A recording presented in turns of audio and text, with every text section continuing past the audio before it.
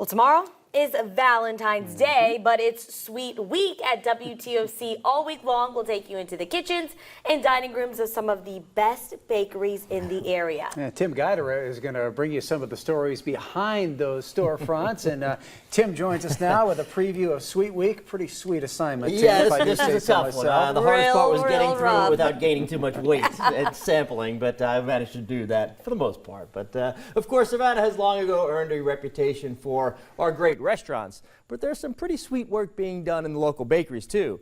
And since most people will be looking for something a little sweet this week, we figured it'd be a good time to take a look at what goes on behind all the glaze, where the local baking hotspots are, and what they're turning out.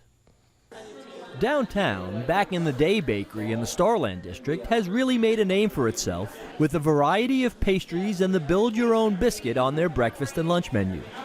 But if you want their specialty, the big sticky cinnamon bun, you better pick the right day, because they only make them on Saturday, and they go fast. On Duren Avenue, Baker's Pride is the pride of Joella Baker, who started the business 35 years ago, and now turns out some of the city's best donuts in a variety of flavors, most glazed, all irresistible, as well as some amazing cakes that keep people coming back. Baker's Pride also pays tribute to Savannah's baking history, with a version of the famous Gottlieb's Chocolate Chewy that Miss Baker learned from Mr. Gottlieb himself. If you're looking for a little lunch with your dessert, several bakery-driven cafes specialize in the savory and the sweet. At Mattie Bell's, you can get panini sandwiches on house-made bread before your apple carrot cake or donut muffin, while Unforgettable Bakery serves up about 200 bowls of its chicken gumbo every week, but still considers the pound cake their specialty. And if you stop into Rum Runners for the breakfast quiche or gluten-free baked goods, you just might bump into a bride.